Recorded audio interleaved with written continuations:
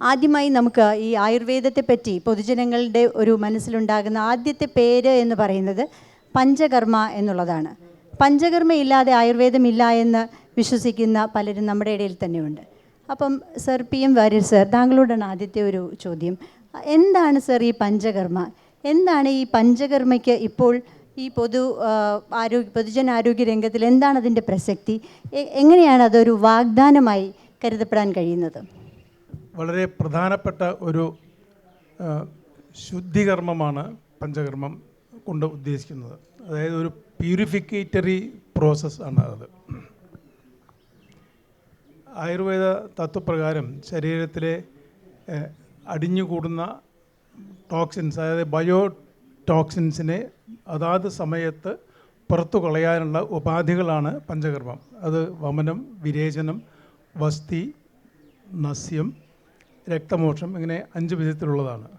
നമ്മൾ എത്രയൊക്കെ മനസ്സിരുത്തി ആഹാരം കഴിച്ചാലും കാലാവസ്ഥാജന്യമായിട്ടുള്ള കാരണങ്ങൾ കൊണ്ട് നമ്മുടെ ശരീരത്തിലെ ബേസിക് പ്രിൻസിപ്പിൾസിനുള്ള ഇംബാലൻസ് വന്നിട്ട് അസുഖങ്ങൾ ഉണ്ടാകാം. അപ്പോൾ അങ്ങനെ അസുഖങ്ങൾ ഉണ്ടാകാതിരിക്കാനായിട്ട് അത് മുൻകൂട്ടി ഓരോ കാലാവസ്ഥയിലും ചെയ്യേണ്ടതായിട്ടുള്ള നിഷ്കർഷിച്ച പഞ്ചകർമ്മങ്ങളെ ചെയ്തുകൊണ്ട് ആരോഗ്യത്തെ നിലനിർത്താനും അതേപോലെ രോഗാവസ്ഥകളിൽ ശരീരത്തിലുണ്ടാകുന്ന ദോഷങ്ങളെ പുറത്തു കളഞ്ഞ് ആരോഗ്യം പുനഃസ്ഥാപിക്കാനും ഉദ്ദേശിച്ചിട്ടുള്ളതാണ് പഞ്ചകർമ്മം. സർ, ഈ കേരളീയ ആയുർവേദ ചികിത്സ വളരെയധികം ഈ നമ്മുടെ നാട്ടിലും അതുപോലെ തന്നെ വിദേശങ്ങളിലുമെല്ലാം വളരെയധികം അതിനൊരു പ്രചാരം ഏറിയിട്ടുള്ളൊരു കാര്യമാണ്. പ്രത്യേകിച്ചും ഞവരക്കിഴി, അതുപോലെ ശിരോവസ്തി മുതലായവ. ഇവയെ പഞ്ചകർമ്മയെ കണക്കാക്കാൻ കഴിയുമോ? അത് ഈ ചികിത്സകൾ നമ്മൾ ഏത് വിഭാഗത്തിലാണ് ഉൾപ്പെടുത്തുന്നത്? ഇതിനെ പഞ്ചകർമ്മമായിട്ട് പരിഗണിക്കാൻ പറ്റില്ല. കാരണം പഞ്ചകർമ്മം എന്ന് പറഞ്ഞാൽ ഞാൻ നേരത്തെ സൂചിപ്പിച്ച വമനം, വിരേചനം, വസ്തി, നസ്യം, രക്തമോക്ഷം.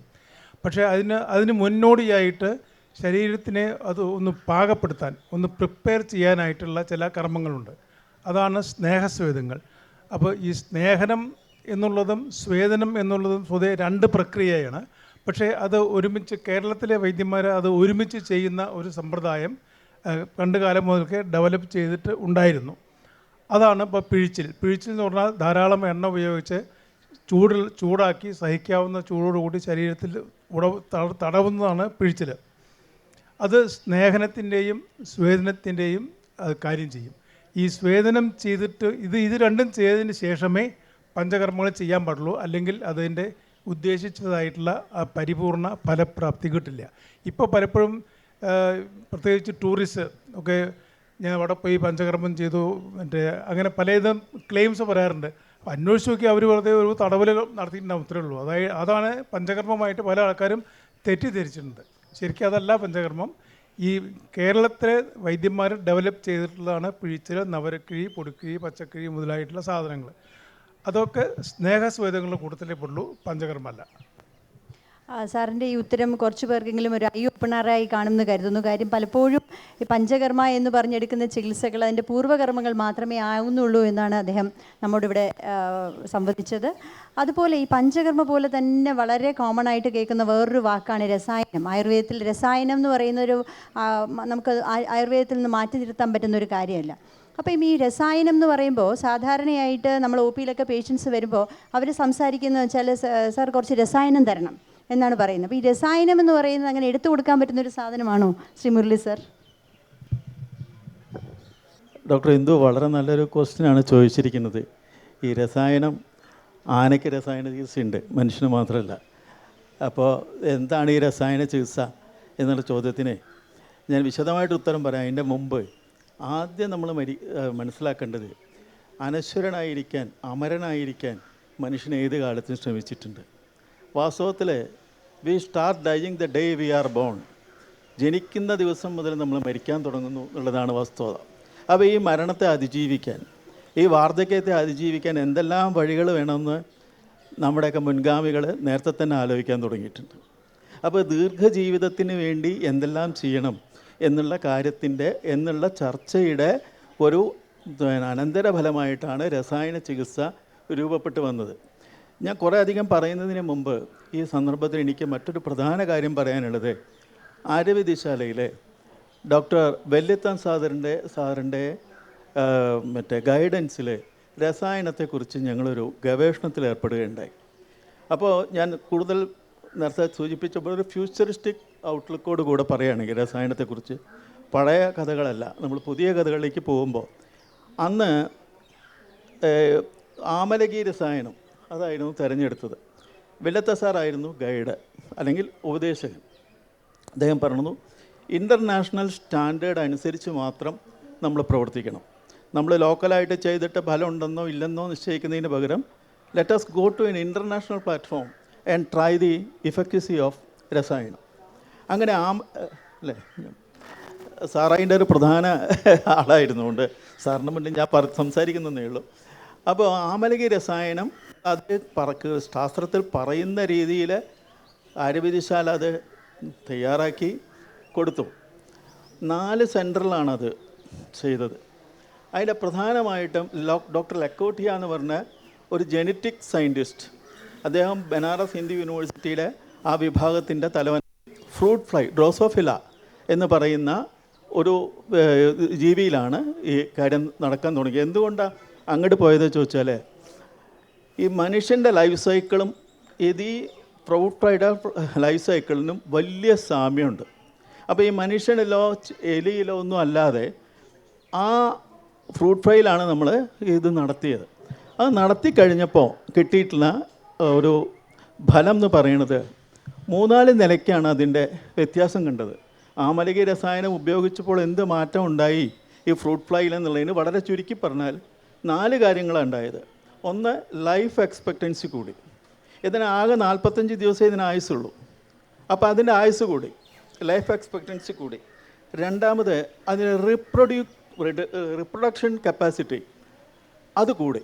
അതിൻ്റെ പുനരുൽപാദനത്തിന് അതിന് കൂടുതലാവാൻ കഴിഞ്ഞു, അതിന് വർദ്ധിപ്പിച്ചു. പിന്നെ ഇത് വളരെ ഈ ടെമ്പറേച്ചർ സെൻസിറ്റീവാണ്. ടെമ്പറേച്ചറിൽ ചെറിയ വ്യത്യാസം വന്നാൽ പോലും ഈ ഫ്രൂട്ട് ഫ്ലൈ ഇല്ലാതാകും. അപ്പോൾ ടെമ്പറേച്ചർ റെസിസ്റ്റൻസ്, ടെമ്പറേച്ചർ കൂടുകയോ കുറയുകയോ ഒക്കെ ചെയ്തിട്ടും ഈ ആമലകി രസായനം കൊണ്ട് കൊടുത്തിട്ടുള്ള ആ ഗ്രൂപ്പിന് വലിയ കുഴപ്പമില്ലാണ്ട് കഴിഞ്ഞു. Temperature resistance. മൂന്നാമത്തെ കാര്യം, സ്റ്റാർവേഷൻ. ഭക്ഷണമൊന്നും ഇല്ലെങ്കിലും അതിന് ഈ ജീവിക്കാമെന്നായി. അപ്പോൾ ഈ 4 കാര്യങ്ങളാണ് രസായനത്തെ കൊണ്ട് ഉള്ളതായിട്ട് അന്ന് പ്രൂവ് ചെയ്തത്. ഇതൊരു ഇൻ്റർനാഷണൽ ജേർണലൊക്കെ പ്രസിദ്ധീകരിക്കപ്പെട്ട ഇൻഫർമേഷനാണ്. ഇനി കഴിഞ്ഞ് രണ്ടാമത് അവിടെ നിന്നില്ല. രണ്ടാമത് നമ്മൾ ചെയ്തത് രാജീവ് ഗാന്ധി ഇൻസ്റ്റിറ്റ്യൂട്ടിലായിരുന്നു. അവരുപയോഗിച്ചത് മൗസാണ്. മൗസിൽ ഇതേ പരീക്ഷണം നടത്തിയപ്പോൾ അവിടെ കിട്ടിയുള്ള ഇൻഫർമേഷൻ എന്തായിരുന്നു എന്ന് വെച്ചാൽ അതിൻ്റെ കാർഡിയാക് പ്രൊട്ടക്റ്റീവ് ആക്ഷനായിരുന്നു. കാർഡിയാക് പ്രൊട്ടക്ഷന് ഇത് സഹായിക്കുന്നു എന്നുള്ളതായിരുന്നു. ഇനി നാലാമത്, മണിപ്പാൽ അക്കാഡമി ഓഫ് ഹയർ എഡ്യൂക്കേഷനിൽ നമ്മൾ അടുത്ത സ്റ്റെപ്പ്, അതേ നമ്മൾ ഫ്രൂട്ട് ഫ്ലൈയിൽ തുടങ്ങി അത് കഴിഞ്ഞ് മൗസിലേക്ക് പോകുന്നു. ഹ്യൂമൻ സ്റ്റഡീസ് നടത്തിയത് മാഹിയിലാണ്. അപ്പോൾ മാഹിയിൽ അത് നടത്തിയപ്പോൾ അവർ കണ്ട ഏറ്റവും പ്രധാനമായ കാര്യം, ഇത് DNA റിപ്പയറിന് സഹായിക്കുന്നുണ്ട്. DNA റിപ്പയർ സഹായിക്കുക പറഞ്ഞാൽ ചെറിയ ആ ടെലോമറൈസിലൊക്കെ വ്യത്യാസം വരികയാണ് ചെയ്യുന്നത്. അതിൻ്റെ ആക്ടിവിറ്റിയിലാണ് മാറുന്നത്. ആ മാറ്റം കൊണ്ട് DNA റിപ്പയർഡാണ് നടക്കുന്നത്. ഈ DNA റിപ്പയർ എന്തിനു ചെയ്യണം? സാധാരണ നിലയ്ക്ക് ഈ DNA കേട് വരുന്നത്, അല്ലെങ്കിൽ അത് ടെലോമിയർ എന്നൊക്കെ പറഞ്ഞ കുറേ അതിൻ്റെ സാങ്കേതിക വശങ്ങൾ ഞാൻ കടക്കുന്നില്ല. അവിടെ വന്നത് എന്താ വെച്ചാൽ ഈ DNA റിപ്പയർ കൊണ്ട് സാധാരണ കാലം കൊണ്ട് വാർദ്ധക്യത്തിൽ ഇതിങ്ങനെ വരും. രണ്ടാമത്, ക്യാൻസർ തുടങ്ങിയുള്ള രോഗങ്ങളിലും ഇതിന് തകരാറ് വരും.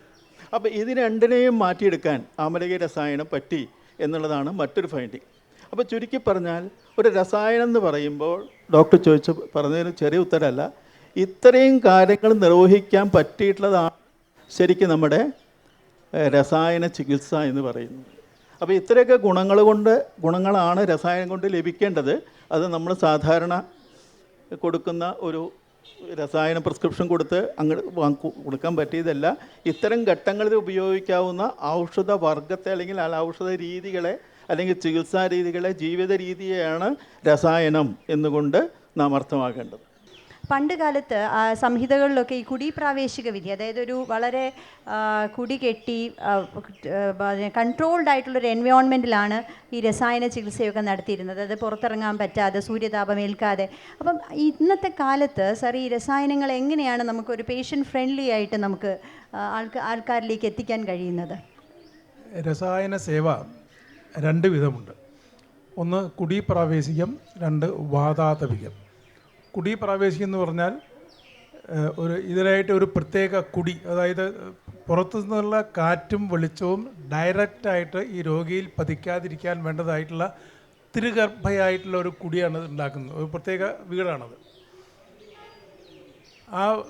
അങ്ങനത്തെ ഉള്ള കുടിയിൽ നേരത്തെ പറഞ്ഞ പഞ്ചകർമ്മങ്ങൾ ഒക്കെ ചെയ്ത് ശരീരം ശുദ്ധിയായിട്ടുള്ള ആൾ പ്രവേശിക്കുന്നു. അയാളുടെ അവസ്ഥാനുസരണം നിർദ്ദേശിച്ചായിട്ടുള്ള ഈ രസായനം ഒരു നേരത്തെ ഭക്ഷണത്തിൻ്റെ അളവിൽ ഈ രസായനം കഴിക്കണം. വൈകുന്നേരം നവരച്ചോറ് പാല് ചേർത്ത് കഴിക്കണം. ഇതാണ് ഇതിൻ്റെ വിധി. അത് ഓരോ രസായനത്തിനും ഇത്ര കാലം കഴിക്കാമെന്ന് കണക്കുണ്ട്. ഈ സമയത്ത് ഈ രോഗി പുറത്തേക്ക് വരാൻ പാടില്ല.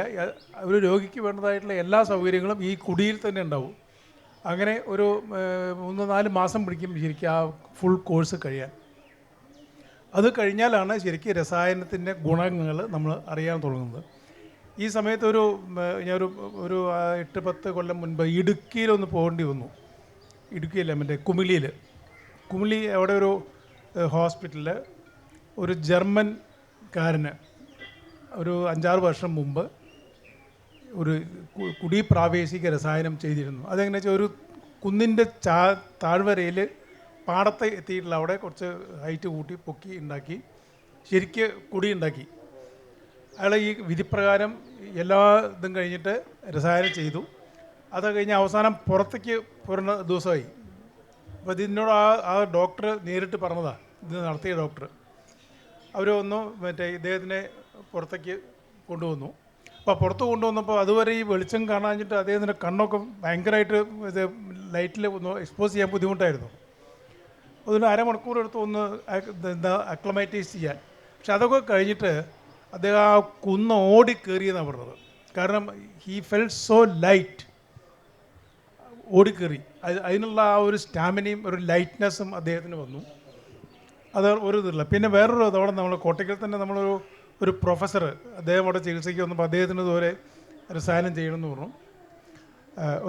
ഏകദേശം ഒരു 90-100 ദിവസം കൊണ്ട് ഫുൾ സ്ട്രിക്റ്റായിട്ട് കുടി പ്രാവേശിക്കുമെന്ന് പറയാൻ വയ്യ.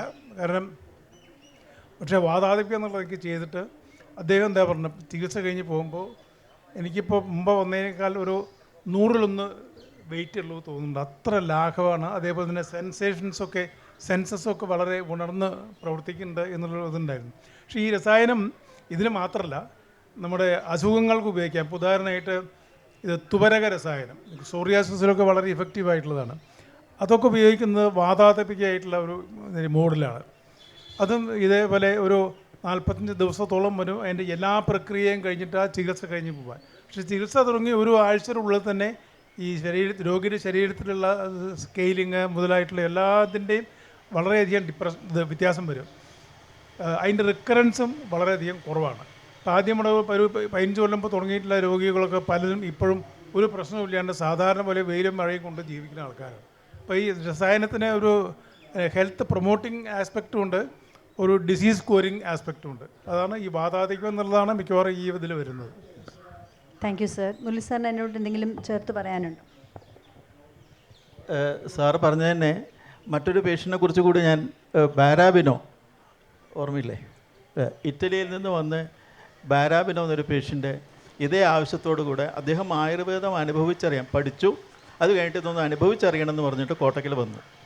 അന്ന് ഒരു 10, 15, 20 കൊല്ലം മുമ്പത്തെ കഥയെ പറയുന്നത്. അന്ന് ഞങ്ങൾ അവിടെ ഒരു റൂം തന്നെ ഒരു കുടി പ്രാവേശികം രീതിയിൽ ഡയറക്റ്റായിട്ട് ലൈറ്റും ഒക്കെ കിട്ടാത്ത രീതിയിൽ അതിനെ ഒന്ന് പരിഷ്കരിച്ച് അവിടെ വെച്ചാണ് അദ്ദേഹത്തിന് ഈ ബാരാബിനോന് ഈ ചികിത്സ ചെയ്തത്. അദ്ദേഹം ഇതിനെക്കുറിച്ച് പല സ്ഥലത്തും എഴുതിയിട്ടുണ്ട്. അദ്ദേഹത്തിന് പറഞ്ഞ ഒരു കാര്യം, ചികിത്സ കഴിഞ്ഞ് പോകുമ്പോൾ അവിടെ ആര്യവൈദ്യശാലയിൽ ഒരു നാഴികമണി അടിക്കും. ഓരോ മണിക്കൂർ കഴിയുമ്പോഴും ബെല്ലടിക്കും. 2 മണി, 3 മണി, 4. ഇപ്പോൾ വിമലൊക്കെ അവിടെ ഇരിക്കുന്നുണ്ട്. വിമലൊക്കെ അത് കുറേ കേട്ടാളാണ്. വിമൽ ഇദ്ദേഹം ഇരിക്കുന്നുണ്ട്. അപ്പോൾ ഇദ്ദേഹം പറഞ്ഞത് എനിക്ക് ചികിത്സ തുടങ്ങുന്ന സമയത്ത് ഈ ബെല്ലടിക്കൊന്നും ഞാൻ കേൾക്കുന്നില്ല, അമ്പലത്തിന് മണിയടിക്കുന്നത് കേൾക്കുന്നില്ല, ഒന്നും കേൾക്കുന്നില്ല. കുറേ കഴിഞ്ഞപ്പോൾ അദ്ദേഹം പറഞ്ഞത് എനിക്ക് നിങ്ങളുടെ ഓരോ നാഴികമണിയും അടിക്കുന്നത് എനിക്ക് കൃത്യമായിട്ട് അറിയാം. അമ്പലത്തിലെ അമ്പലത്തിലെ ശംഖ് വിളിക്കുന്നത് എനിക്ക് ഇവിടെ നിന്ന് കേൾക്കാം, മണിയടിക്കുന്നത് കേൾക്കാം. അത്രത്തോളം ഷാർപ്പായി അദ്ദേഹത്തിൻ്റെ ഈ ചെവി. അതായത് ഇന്ദ്രിയങ്ങളെ കുറച്ചുകൂടി ഷാർപ്പൻ ചെയ്യാൻ ഈ രസായന ചികിത്സ ഉപകരിക്കുന്നു എന്നാണ് ഞാൻ പറഞ്ഞു വരുന്നത്. ഇന്നത്തെ ഈ കാലഘട്ടത്തിൽ ഒരു പ്രിമച്വറായിട്ടുള്ള ഏജിങ് നടക്കുന്ന ഒരു കാലഘട്ടത്തിൽ, അതായത് പലർക്കും നേരത്തെ തന്നെ കേൾവി കുറയുന്നു, ഓർമ്മക്കുറവ് വരുന്നു. ഇങ്ങനെയുള്ള ഘട്ടത്തിൽ നമുക്ക് ഉപയോഗപ്പെടുത്താവുന്ന ഒരു ചികിത്സാ രീതിയാണ് രസായന ഔഷധങ്ങളും രസായന രീതിയും രണ്ടാണ്. രസായന വിധാനേന, രസായനം കൊടുക്കുന്ന പോലെ മറ്റു മരുന്നുകളും കൊടുക്കാം. അപ്പോൾ ചില കേസുകളിലൊക്കെ, ഫോർ എക്സാമ്പിൾ ഈ റീനൽ ഡിസീസിലൊക്കെ നമ്മൾ രസായനം പോലെ മരുന്നുകൾ കൊടുക്കും, അതിലൊക്കെ ഫലം കാണുന്നുണ്ട്. അപ്പോൾ രസായനത്തിന് വരാൻ പോകുന്ന കാലഘട്ടത്തിൽ വലിയ പ്രസക്തിയുണ്ട്.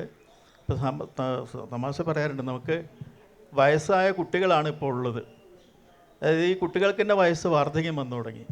അങ്ങനെ ഒരു കാലഘട്ടത്തിലാണ് നമ്മൾ ജീവിക്കുന്നത്. അപ്പോൾ തീർച്ചയായിട്ടും ഡോക്ടറോട് എനിക്ക് അടിയാള പോയിൻ്റ് അതാണ്, രസായന ചികിത്സ ഏത് പ്രായത്തിലും ആവശ്യമായിക്കൊണ്ടിരിക്കുന്ന ഒരു കാലഘട്ടത്തിലാണ്.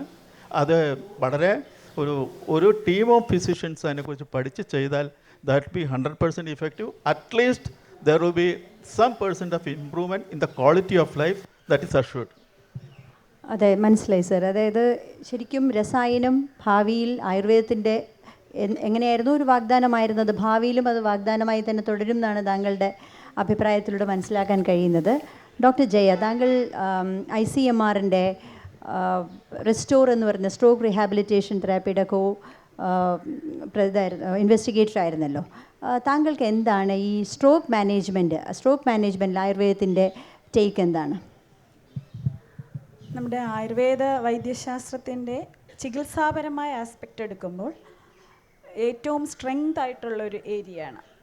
നമുക്കെല്ലാവർക്കും അറിയാം, സ്ട്രോക്ക് അതല്ലെങ്കിൽ പക്ഷാഘാതം എന്ന് പറയുന്നത് it is A cerebro vascular accident. അതായത് നമ്മൾ ഹാർട്ട് അറ്റാക്ക് പോലെ ബ്രെയിൻ അറ്റാക്കാണ്.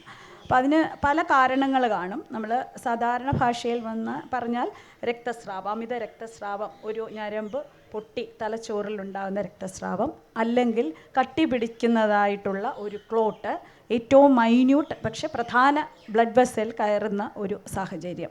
ഇത് രണ്ടും ആണ് പക്ഷാഘാതത്തിലേക്ക് മെയിനായിട്ട് കാരണമായിട്ട് മാറുന്നത്. നമുക്കിപ്പോൾ അറിയാം, കോവിഡ് കഴിഞ്ഞ സാഹചര്യത്തിൽ ഇതിൻ്റെ അറ്റാക്ക് വളരെയധികം കൂടുതലാണ്, ബ്ലഡിൻ്റെ കട്ടി കൂടിയത് കാരണം എന്നുള്ളതാണ് നമുക്ക് പല റിസർച്ചുകളിൽ നിന്നും മനസ്സിലാകുന്നത്. അപ്പോൾ ഇതിൽ ആക്ച്വലി ഈ ഒരു സ്ട്രോക്കിൻ്റെ ഈ research it came from the modern medicine side. അതായത് മോഡേൺ അലോപ്പതി വൈദ്യശാസ്ത്രത്തിലുള്ള പ്രധാന ഭിഷഗ്വരന്മാരുടെ ഭാഗത്ത് നിന്നാണ് നമുക്ക് സ്ട്രോക്കിൽ ഒരു റിസർച്ച് ആയുർവേദത്തെ ഇൻവോൾവ് ചെയ്ത് വേണമെന്ന് വന്നത്. അതിനുള്ള കാരണം അവർ ഒബ്സർവ് ചെയ്തത്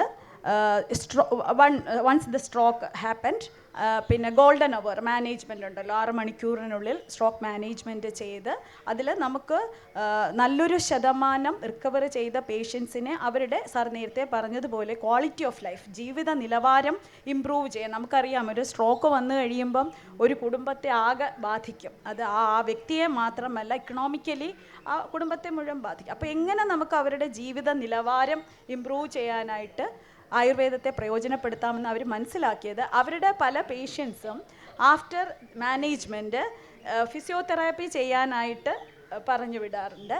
പക്ഷേ തിരിച്ചു വരുമ്പോൾ ഒരു അസസ്മെൻ്റ് ഉണ്ടല്ലോ, അതായത് ഒരു 1 month or 2 month കഴിഞ്ഞപ്പോൾ ഇവരെടുത്ത് ഫിസിയോതെറാപ്പി ചെയ്യാനായിരിക്കും പറഞ്ഞു വിടുന്നത്. അപ്പോൾ ഓൾറെഡി ഒരു studied the type of stroke അനുസരിച്ച്, ദ കോസ് ഓഫ് സ്ട്രോക്ക് അനുസരിച്ചിട്ട് ഒരു അസസ്മെൻറ്റ് ഫിസിയോതെറാപ്പി വെച്ചിട്ട് ഓൾറെഡി അവർക്കുണ്ട് സ്റ്റഡീഡായിട്ട്.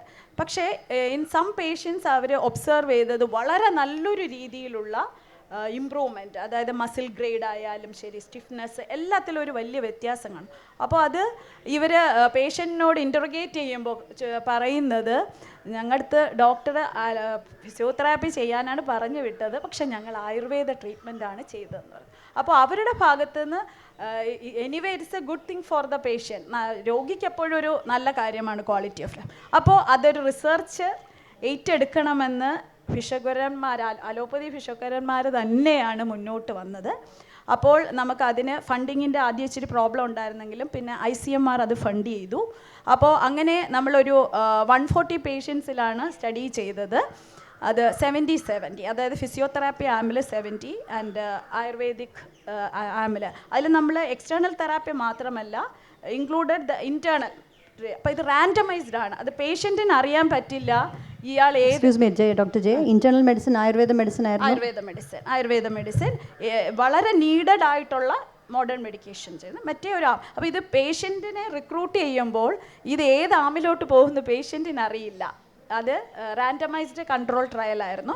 അപ്പം ഒരാൾ ആയുർവേദത്തിലോട്ട് പോകണമെങ്കിൽ അടുത്ത ആൾ ഫിസിയോ. അപ്പോൾ അങ്ങനെ ആണ് നമ്മൾക്ക് 70 ഇതൊരു കോവിഡ് കാലത്തും കൂടെ ആയിരുന്നു. അപ്പോൾ സ്ട്രോക്കിൻ്റെ ഇൻസിഡൻസ് ഇച്ചിരി കൂടുതലുമായിരുന്നു.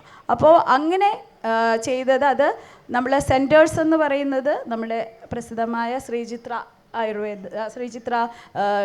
സയൻസ് ആൻഡ് ടെക്നോളജി, അവിടെയാണ് ട്രിവാൻഡ്രത്ത് ചെന്നത്. മൾട്ടി സെൻട്രിക് സ്റ്റഡി ആയിരുന്നു. നമുക്ക് പിന്നെ ആയുർവേദം ചെയ്തിരുന്നത് നമ്മുടെ ട്രിവാൻഡ്രം ആയുർവേദ കോളേജിലും ത്രിവേണി നഴ്സിംഗ് ഹോമിലുമായിരുന്നു. പിന്നെ നമുക്ക് അമൃതയുടെ ഇടപ്പള്ളി ക്യാമ്പസിൽ ഇൻ്റഗ്രേറ്റഡ് മെഡിസിൻ്റെ യൂണിറ്റ് ഉണ്ട്. അവിടെ ചീഫ് ന്യൂറോളജിസ്റ്റിൻ്റെ അവിടെ കുറച്ച് പേഷ്യൻസിനെ റിക്രൂട്ട് ചെയ്യും. ആയുർവേദിക്കിലും റിക്രൂട്ട് ചെയ്യും. പിന്നെ നമ്മൾ ലുധിയാന CMC ലുധിയാനയിൽ മോഡേൺ സിസ്റ്റത്തിൻ്റെ പാർട്ട്, പിന്നെ ആയുർവേദത്തിൻ്റെ ഒരു സെൻറ്റർ, അതുപോലെ തന്നെ പോണ്ടിച്ചേരി ജിപ്മർ, ഇങ്ങനെ മൾട്ടി സെൻട്രിക് സ്റ്റഡിയാണ് ചെയ്തത്. അപ്പോൾ അതിൻ്റെ അസസ്മെൻ്റ് എല്ലാം കഴിഞ്ഞപ്പോൾ നമുക്ക് രണ്ടിനും ഒരു ഈക്വൽ ഇതാണ് കിട്ടിയിരിക്കുന്നത്. അപ്പോൾ ദാറ്റ് മീൻസ് അതിൻ്റെ ഒരു ബെനിഫിറ്റ് എന്ന് പറയുന്നത് ദ മോഡേൺ മെഡിസിൻ ഡോക്ടേഴ്സിന് പറയാം you go to Ayurvedic treatment. അത് നമ്മളുടെ ഒരു വലിയ സക്സസ്സാണ് ആയുർവേദത്തെ സംബന്ധിച്ച്. അതായത് നിങ്ങൾ ഫിസിയോതെറാപ്പിക്ക് പോകൂ എന്ന് ഒരു ആധുനിക ഫിഷോകരൻ പറയുന്ന സ്ഥാനത്ത് നിങ്ങൾ ആയുർവേദത്തിന് പോകൂ എന്ന് പറയാനുള്ള ഒരു അവസരം കിട്ടി. അതായത് ഒന്നും കുറവുമല്ല. പിന്നെ ചില ആസ്പെക്ട്സ് എടുക്കുമ്പോൾ ചിലതിൽ മസിൽ ടോൺ പവർ ഓരോന്ന് എടുക്കുമ്പോൾ അതിൽ ആയുർവേദത്തിന് കൂടുതൽ ബെനിഫിറ്റ് ഉള്ള ഏരിയ ഉണ്ട്. പല വേരിയബിൾസ് ഉണ്ടല്ലോ മോഡേൺ സിസ്റ്റത്തിനും ഉള്ള. പക്ഷേ ഇൻ ടോട്ടൽ നമുക്ക് രണ്ടിനും ഒരേപോലെ റിസൾട്ടാണ്. ചില ആസ്പെക്ട്സിൽ മോഡേൺ മെഡിസിൻസ് ആൻഡ് ചിലതിൽ അതായത് ഫിസിയോതെറാപ്പി ആകുമ്പം ചിലതിൽ ആയുർവേദിക് ട്രീറ്റ്മെൻറ്റ്. പക്ഷേ anyway it is observed that ഫൈനലായിട്ട് നമുക്ക് കിട്ടിയ ഹൈപ്പോത്തിസിസ് എന്ന് പറയുന്നത് ayurvedic treatment is very effective in the stroke management, stroke rehabilitation. അതാണ് കിട്ടിയത്. ഇപ്പം കോവിഡ് വന്നിട്ട് യാതൊരു സിംറ്റവും ഇല്ലായിരുന്ന കുറേ ആളുകൾക്ക് പോലും കുറേ കാലം കഴിയുമ്പോഴത്തേക്കും അതിൻ്റെ സൈഡ് ഇഫക്ട്സ് പ്രസൻറ്റ് ചെയ്യുന്നതായിട്ട് നമ്മൾ കാണുന്നുണ്ട്. അപ്പോൾ ഒരു കോട്ടയ്ക്കൽ പോലുള്ള ഒരു സ്ഥാപനത്തിൻ്റെ മേധാവി എന്നുള്ള നിലയിൽ സാർ എത്തരത്തിലുള്ള കണ്ടീഷൻസാണ് നമുക്ക് കോവിഡ് കഴിഞ്ഞിട്ട് കൂടുതലും കാണുന്നത്? അതിനകത്ത് ആയുർവേദത്തിന് നമുക്ക് നൽകാൻ പറ്റുന്ന മേഖല അല്ലെങ്കിൽ ആയുർവേദത്തിൻ്റെ ബെനിഫിറ്റ്സ് പേഷ്യൻസിൽ എത്തിക്കാൻ പറ്റുന്ന മേഖലകൾ എന്തൊക്കെയാണ്?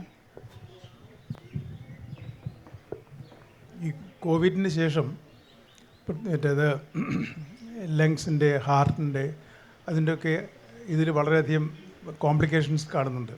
അതേപോലെ തന്നെ ആ വ്യക്തികളുടെ സൈക്കോളജിക്കൽ പ്രോബ്ലംസ് ധാരാളമുണ്ട്. ഒരു പക്ഷേ ഇത് ഒരു വയലൻറ്റ് നേച്ചറായിട്ട് പലപ്പോഴും മാറുന്നുണ്ട്, ഒരു ഇൻടോളറൻസ് വരുന്നുണ്ട്. അപ്പോൾ ഇതിന് തീർച്ചയായിട്ടും നമുക്ക് ഒരു പക്ഷേ ആ വൈറസിൻ്റെ വല്ലതും ബാക്കി കിടക്കുന്നതുകൊണ്ടായിരിക്കാം. അപ്പം അങ്ങനെയുള്ള സന്ദർഭത്തിലും ഞാൻ നേരത്തെ സൂചിപ്പിച്ച പഞ്ചകർമ്മങ്ങൾ ഇഫക്റ്റീവായിട്ട് നമുക്ക് ചെയ്യാൻ സാധിക്കും. അപ്പോൾ ഏതൊരു സിംറ്റമാറ്റിക്കായിട്ട് ഏതാണോ കൂടുതലുള്ള വെച്ചാൽ അതിനനുസരിച്ചുള്ള ഇത് സെലക്ട് ചെയ്ത്, കാരണം പഞ്ചകർമ്മം എന്ന് പറഞ്ഞാൽ 5ഉം ഒരേപോലെ ചെയ്യണമെന്നില്ല. ആവശ്യാനുസരണം ആ കണ്ടീഷൻ വാറൻറ്റ് ചെയ്യുന്നതിനനുസരിച്ച് ഓരോന്നും ചെയ്താൽ അത് വളരെയധികം ഇഫക്റ്റ് ഉണ്ടാവുമെന്നാണ് തോന്നുന്നത്. അപ്പോൾ ഇതിന് ഞങ്ങൾക്കൊരു അനുഭവം പറയാം. ഒരു അമേരിക്കക്കാരനാണ്, ഫോറിനറാണ്, ആൾക്ക് ക്യാൻസറായിരുന്നു. അവിടെയൊക്കെ നോക്കിയിട്ട് അത് മാറുന്നില്ല, അല്ലെങ്കിൽ ഇൻഫെക്ഷൻ വന്നാൽ പോവില്ല, അങ്ങനെ ഒരു അവസ്ഥ ഉണ്ടായിരുന്നു. അയാൾ വന്ന് ഇവിടെ നമ്മുടെ ഡൽഹി ഹോസ്പിറ്റലിൽ അഡ്മിറ്റായി. അപ്പോൾ ദിവസേന അദ്ദേഹത്തിൻ്റെ അമേരിക്കൻ ഡോക്ടറായിട്ട് അദ്ദേഹം സംസാരിച്ചുകൊണ്ടിരിക്കും. നമ്മളവിടുത്തെ അന്ന് അവർ കറക്റ്റായിട്ട് പഞ്ചകർമ്മങ്ങളൊക്കെ ചെയ്തു. അതൊക്കെ കഴിഞ്ഞാൽ അദ്ദേഹം അമേരിക്കയിൽ പോയി വീണ്ടും വന്ന് ഒരു കോഴ്സ് കൂടെയൊക്കെ ചെയ്ത് പിന്നെ ഈ ആൻറ്റിബയോട്ടിക്സ് കൊടുക്കുമ്പോൾ അതിന് വളരെയധികം ഇഫക്റ്റ് കാണുന്നുണ്ട്. അതായത് ഇത് ഇഫക്റ്റ് ആകാതിരിക്കാനുള്ള എന്തോ ഒന്ന് ശരീരത്തിലുണ്ടായിരുന്നു, അത് പോയി. അപ്പോൾ അതിനുശേഷം ഈ ആൻറ്റിബയോട്ടിക്സ് വളരെയധികം ഇഫക്റ്റ് ചെയ്തു, അദ്ദേഹത്തിൻ്റെ ഇൻഫെക്ഷനൊക്കെ മാറി. അങ്ങനെ ഒരു ഹിസ്റ്ററി കൂടി നമുക്കതിൽ പറയാനുണ്ട്. അപ്പോൾ പഞ്ചകർമ്മം തീർച്ചയായിട്ടും വളരെ ഇഫക്റ്റീവായിട്ടുള്ള ഒരു മോഡ് ഓഫ് ട്രീറ്റ്മെൻറ്റാണ്. അത് വേണ്ട സമയത്ത് വേണ്ട പോലെ യുക്തിയുക്തം പ്രയോഗിച്ചാൽ തീർച്ചയായിട്ടും ബെനിഫിഷ്യലാവും. അതിപ്പം സിസ്റ്റംസ് തമ്മിലുള്ള ഒരു കിടമത്സരം ഒഴിവാക്കിക്കൊണ്ട് രോഗിയിൽ എന്താണോ കൂടുതൽ പ്രയോജനപ്പെടുന്നത് എന്നുള്ളത് അതാണ് നമുക്ക് മനസ്സിലാകുന്നത്. സർ, ഇപ്പോൾ ഈ കോട്ടയ്ക്കൽ വളരെയധികം നല്ല രീതിയിൽ ക്യാൻസർ റിസർച്ച് മുന്നോട്ട് കൊണ്ടുപോകുന്നുണ്ട്. എന്തൊക്കെയാണ് സാറിന് അതിനെപ്പറ്റി ഒന്ന് പറയാൻ പറ്റുന്നത് മുരളി സർ?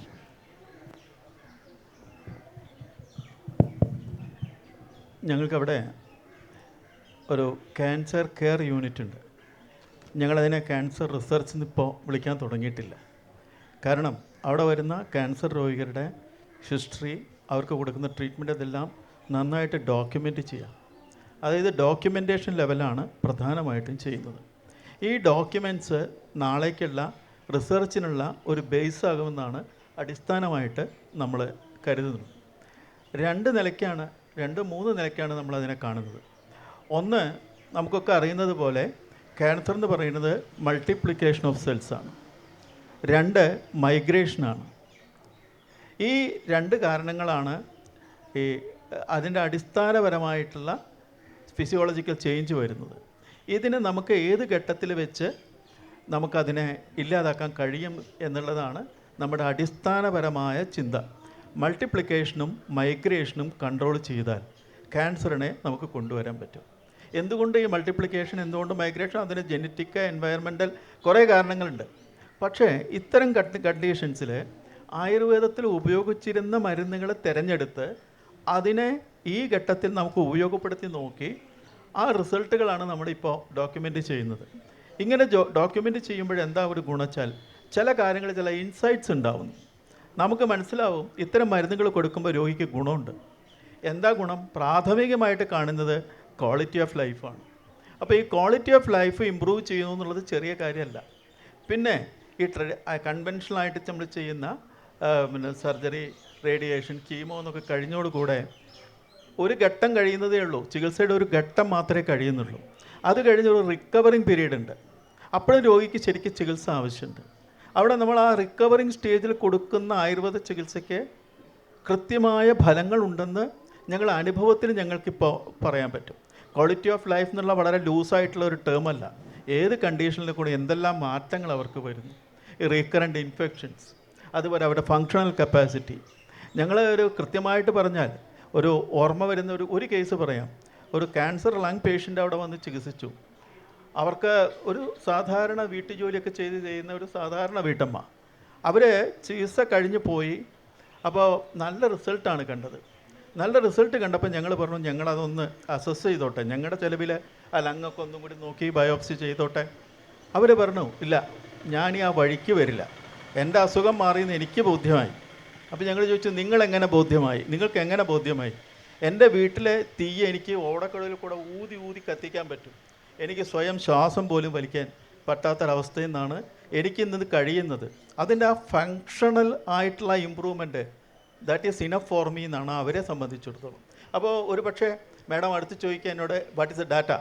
ഒരു പക്ഷേ ഈ ഫങ്ഷണലായിട്ടുള്ള ചേഞ്ചാണ് ഇപ്പം നമ്മൾ പ്രധാനമായിട്ട് കാണുന്നത്. നിങ്ങളിപ്പോൾ ചോദിക്കുകയാണ് സ്ക്വാമസ് സെൽ കാർസിനോമ നിങ്ങളുടെ ട്രീറ്റ്മെൻറ്റ് കഴിഞ്ഞ ശേഷം നോൺ ക്യാൻസറസ് ആയോ എന്ന് ചോദിച്ചാൽ, I don't have an answer, direct answer.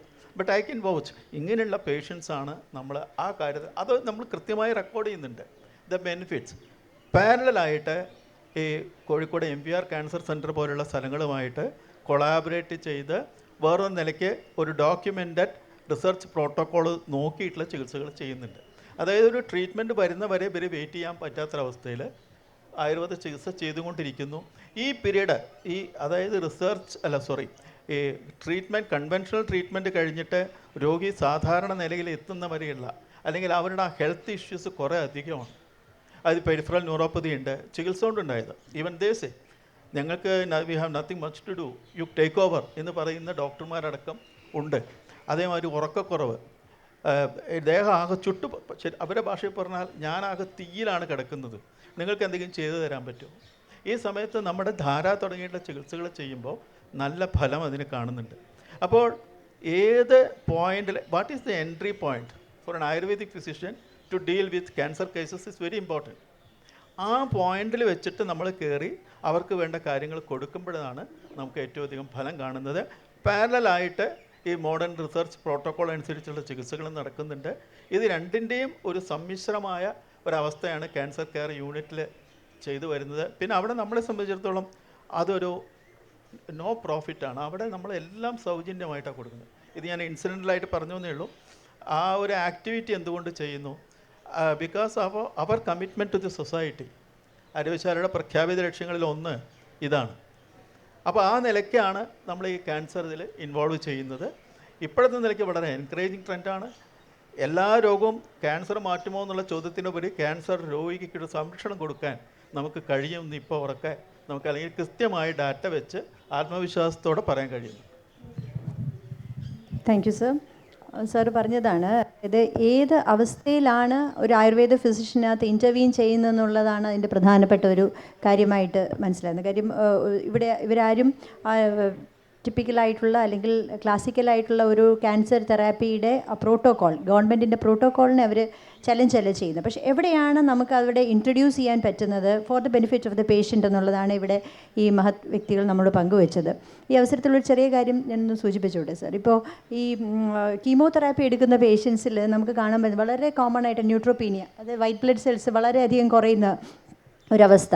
അങ്ങനെയുള്ള അവസ്ഥയിൽ ഇപ്പം ഡോക്ടർ രാജശേഖരനെ പോലുള്ള പ്രഗത്ഭമതികളായിട്ടുള്ള ഡോക്ടേഴ്സ് അവർക്ക് വളരെ സിമ്പിളാണ്. നമ്മൾ ഇപ്പം ഈ ശീലാന്തി പൂവരശ് എന്ന് പറയുന്ന ഒരു പ്ലാന്റ് നമുക്ക് വളരെ കോമൺ ആയിട്ടുള്ളൊരു പ്ലാന്റാണ്. അപ്പോൾ ആ പ്ലാന്റിനെ നമ്മൾ ഈ കുറുക്കായിട്ട് മീൻസ് വളരെ ഒരു ഫോക്ലോർ പ്രാക്ടീസാണത്. കുറുക്ക് എന്ന് പറയുന്നത് പച്ചരിയും പഞ്ചസാരയൊക്കെ ചേർത്ത് നമ്മൾ കുറുക്കി കഴിഞ്ഞൊരു ഒരു ഫുഡാണൊരു അങ്ങനെ ഒരു ഫുഡായിട്ട് കൊടുത്തുകൊണ്ട് ഈ കീമോയുടെ ഇൻ ബിറ്റ്വീനുള്ളൊരു പീരീഡിൽ അവരുടെ വൈറ്റ് ബ്ലഡ് സെൽസ് കുറയുന്നതിനെ കൂട്ടുന്ന ഞാൻ കണ്ടിട്ടുണ്ട്, ഞാൻ കൊടുത്ത് റിസൾട്ടും കിട്ടിയിട്ടുണ്ട്. അപ്പം അങ്ങനെയൊക്കെയുള്ള ഒരു ചെറിയ മേഖലകൾ വളരെ ചെറുതെന്ന് നമുക്ക് തോന്നുന്നെങ്കിൽ പോലും ആ മേഖലകൾ പേഷ്യൻറ്റിനെ സംബന്ധിച്ചിടത്തോളം ഇറ്റ്സ് എ ഹ്യൂജ് ഒരു വലിയൊരു സംഗതിയാണ്. അപ്പം അതാണ് ഇവിടെ സാറ് പറഞ്ഞത്. അപ്പോൾ നമ്മൾ ഈ ഫുഡ് ഞാനിപ്പോൾ പറഞ്ഞ പോലെ ഇത് ഫുഡിനെ പറ്റി പറയുമ്പോൾ ഡോക്ടർ ജയ, നമ്മൾ ഏറ്റവും കൂടുതൽ ഇപ്പം കണ്ടുവരുന്ന മോഡേൺ ട്രെൻഡിൽ കാണുന്ന പ്രധാനപ്പെട്ടൊരു സംഗതിയാണ് ന്യൂട്രാസ്യൂട്ടിക്കൽസ്. ഇപ്പം ഞാൻ നേരത്തെ പറഞ്ഞിട്ടുള്ള ഈ പൂവരശ് നമ്മൾ കുറുക്കി കഴിക്കുന്ന പോലുള്ള കണ്ടീഷൻസ്. അപ്പോൾ ന്യൂട്രാസ്യൂട്ടിക്കൽസ് ആയുർവേദത്തിൽ ഈ ന്യൂട്രാസ്യൂട്ടിക്കൽസിനെ പറ്റി പരാമർശമുണ്ടോ? നമ്മളങ്ങനെ കൊടുക്കുന്നുണ്ടോ? എന്താണ് ന്യൂട്രാസ്യൂട്ടിക്കൽ എന്നുള്ള ടെർമിനോളജി അല്ല, നമ്മൾക്ക് ആഹാരം തന്നെ ഔഷധം എന്നുള്ളൊരു കൺസെപ്റ്റ് ഉണ്ട്. അതാണ് ഫുഡ് ഈസ് ദ മെഡിസിൻ. അത് നമുക്കറിയാം, ഹിപ്പോക്രാറ്റ്സും ഫുഡ് ബി ദ മെഡിസിൻ എന്ന് പറഞ്ഞിട്ടുണ്ട്. നമ്മൾക്ക് എന്ത് മരുന്ന് കഴിക്കണമെങ്കിലും ആ മരുന്ന് അബ്സോർബ് ചെയ്യാനും അത് ബോഡിയിൽ ആക്ട് ചെയ്യാനും ഒരു മിനിമം ആരോഗ്യം വേണം. അതിന് സഹായിക്കുന്നതാണ് നമ്മളുടെ ആഹാരങ്ങളെന്ന് പറയുന്നത്. അപ്പോൾ നമ്മളുടെ വൈദ്യശാസ്ത്രത്തിൽ പറയുന്നത് രസപ്രധാനം, അതായത് ടേസ്റ്റ്, അതിനകത്തൊരു ബൾക്ക് കാര്യങ്ങളുണ്ട്. അതാണ് രസപ്രധാനം ആഹാരം, വീര്യപ്രധാനം ഔഷധം. പക്ഷേ ഈ രസപ്രധാനമായ ആഹാരത്തെ, അതായത് നമ്മൾ പാലറ്റബിളായിട്ട് ആക്കിയെടുക്കുന്ന ആഹാരത്തെ ഔഷധത്തിൻ്റെ ഗുണവും കൂടി ചേർത്ത് കൊടുത്താൽ അപ്പോൾ 1+1=2 നമുക്ക് ഇഫക്റ്റ് കൂടുതൽ കിട്ടും.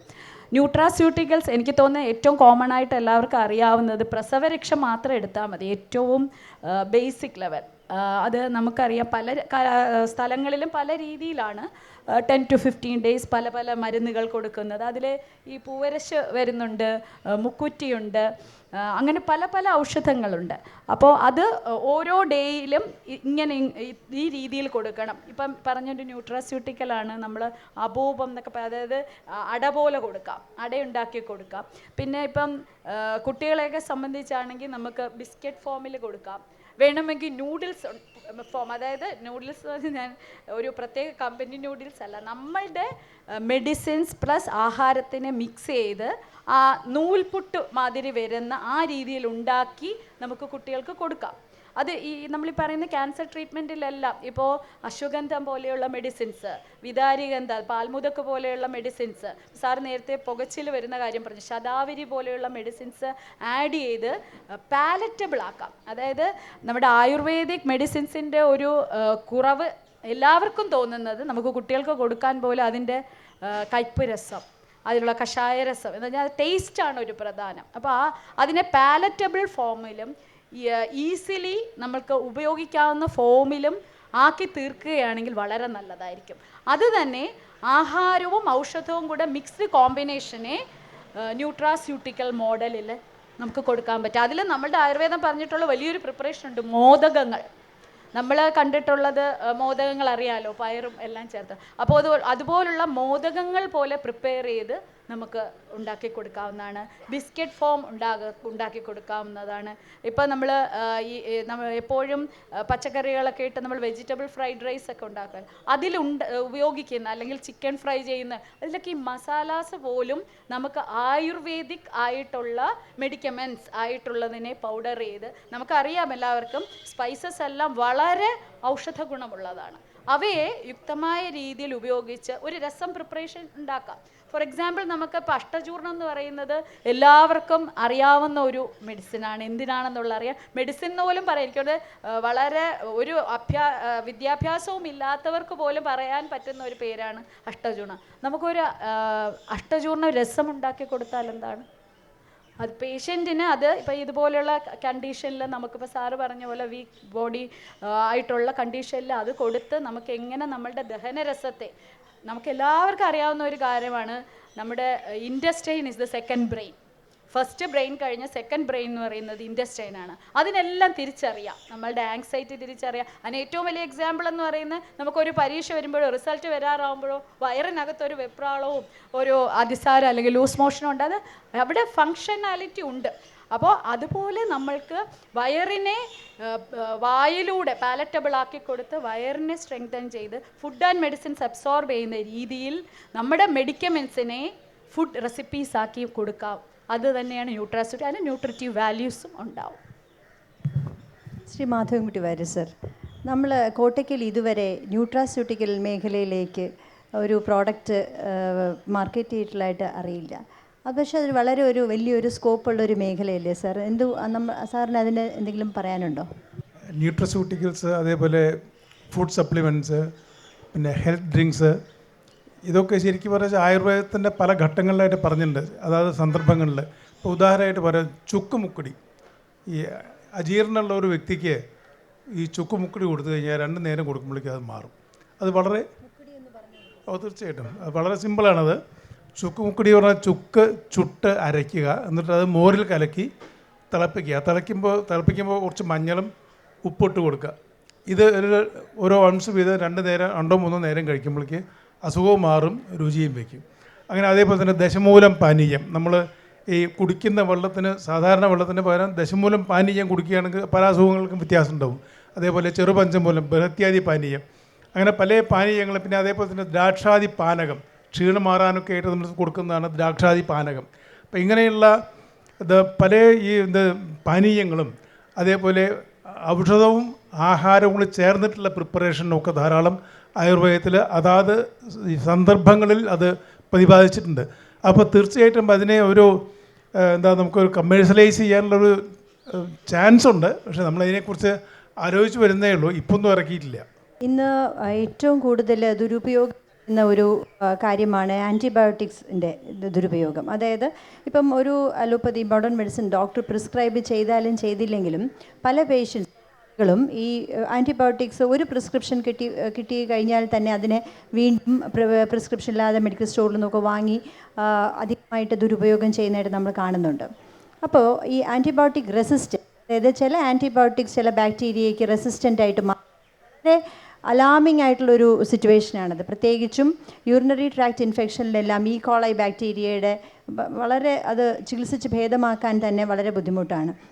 അപ്പോൾ അങ്ങനെയുള്ള അവസ്ഥകളിൽ ആയുർവേദത്തിന് എന്തെങ്കിലും റോളുണ്ടോ ശ്രീ മുരളി സർ? ഒന്ന്, അമിതമായിട്ടുള്ള ഉപയോഗം. പിന്നെ 2, അപര്യാപ്തമായ ഉപയോഗം. 2 ഭാഗങ്ങൾ നമ്മൾ കാണേണ്ടി വരും. ഡോക്ടർ 7 ദിവസം കഴിക്കണം, ആൻറ്റിബയോട്ടിക് 5 ദിവസം കഴിക്കണം എന്ന് പറഞ്ഞാൽ അതൊരു കോഴ്സാണ്. രോഗി സിംറ്റംസ് മാറിക്കഴിഞ്ഞാൽ ഉടനെ നിർത്തും. സ്വാഭാവികമായിട്ടും ആ റെസിഡൽ ഇൻഫെക്ഷൻ അവിടെ ഉണ്ടാവും. ഈ സമയത്ത് വീണ്ടും റിക്കറൻ്റായിട്ട് വീണ്ടും രോഗം വരുന്നു, ആൻറ്റിബയോട്ടിക് കൊടുക്കുന്നു. അപ്പോൾ ഈ ആൻറ്റിബയോട്ടിക് മതിയാകാതെ വരുന്നു. ഈ രോഗാണു അതിനെ അതിജീവിക്കാനുള്ള ശേഷി അതിന് കിട്ടുന്നു. അപ്പോൾ ഈ ആൻറ്റിബയോട്ടിക് ഉപയോഗം 2 നിലയ്ക്ക് നമ്മൾ അതിനെ കണ്ടാൽ മാത്രമേ അതിൻ്റെ യൂസും അബ്യൂസും പ്രോപ്പർ യൂസൊക്കെ നമുക്ക് മനസ്സിലാവുള്ളൂ. അപ്പോൾ മുഴുവൻ ആൻറ്റിബയോട്ടിക്കിനെ തള്ളിക്കളയാൻ നമുക്ക് പറ്റില്ല. പക്ഷേ ആൻറ്റിബയോട്ടിക് ഉപയോഗിക്കാനുള്ള സാഹചര്യം വരാത്ത രീതിയിൽ നമുക്ക് ഉദാഹരണം യൂറിനറി ട്രാക്ട് ഇൻഫെക്ഷൻ തന്നെ പറഞ്ഞു. യൂറിനറി ട്രാക്ട് ഇൻഫെക്ഷൻ ഉണ്ടാകാൻ സാധ്യതയുള്ള ആൾക്കാർ ചില ആയുർവേദ മരുന്നുകൾ, ഫോർ എക്സാമ്പിൾ സാറിപ്പോൾ തന്നെ പറഞ്ഞു ദശമൂലം എന്നുള്ള ചെറുപഞ്ചമൂലം എന്ന് പറഞ്ഞാൽ വളരെ നാട്ടിൽ സുലഭമായി കിട്ടുന്നൊരു മരുന്നാണ്. അവർ കുടിക്കുന്ന വെള്ളം അതിട്ട് തിളപ്പിച്ചുള്ളത് ഉപയോഗിക്കാൻ തുടങ്ങിക്കഴിഞ്ഞാൽ ഈ ആൻറ്റിബയോട്ടിക്കിൻ്റെ, അതായത് യൂറിനറി ട്രാക്ട് ഇൻഫെക്ഷൻ്റെ സാധ്യത വളരെയേറെ കുറയ്ക്കാൻ പറ്റും. പിന്നെ മറ്റൊരു കാര്യം, ഈ ഇൻഫെക്ഷൻ വരുന്നു, ആൻറ്റിബയോട്ടിക് കഴിക്കുന്നു, സൂക്കട് മാറുന്നു, നമ്മൾ പൂർണ്ണ വിമുക്തരായി നമ്മൾ വിചാരിക്കുന്നു.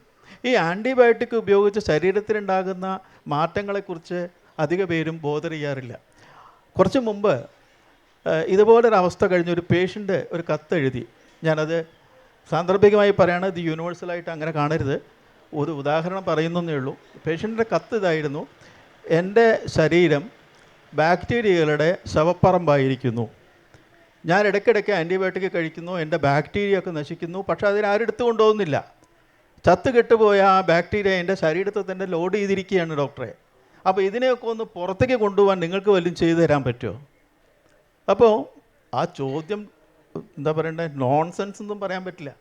ഇതിൽ ചെറിയൊരു സത്യമുണ്ട്. അപ്പോൾ അതിന് ആൻറ്റിബയോട്ടിക്കിനോട് ശരീരം പ്രതികരിച്ച് നോർമൽ കോഴ്സിൽ അത് ശരിയായിരിക്കണം. അല്ലാതെ അങ്ങനെ അല്ലാണ്ട് ഇറേഷണലായിട്ടൊരു യൂസൊന്നും ആൻറ്റിബയോട്ടിക്കിന് സാധാരണ നിലയ്ക്ക് ഡോക്ടർമാരിൽ ഉണ്ടാവില്ല, ഉറപ്പാണ്. അവർ വളരെയധികം ഈ കാര്യങ്ങൾ പഠിച്ച് അതിനെക്കുറിച്ച് നല്ല ഫാർമക്കോളജി എല്ലാം പഠിച്ചു കഴിഞ്ഞ ആൾക്കാരാണ്.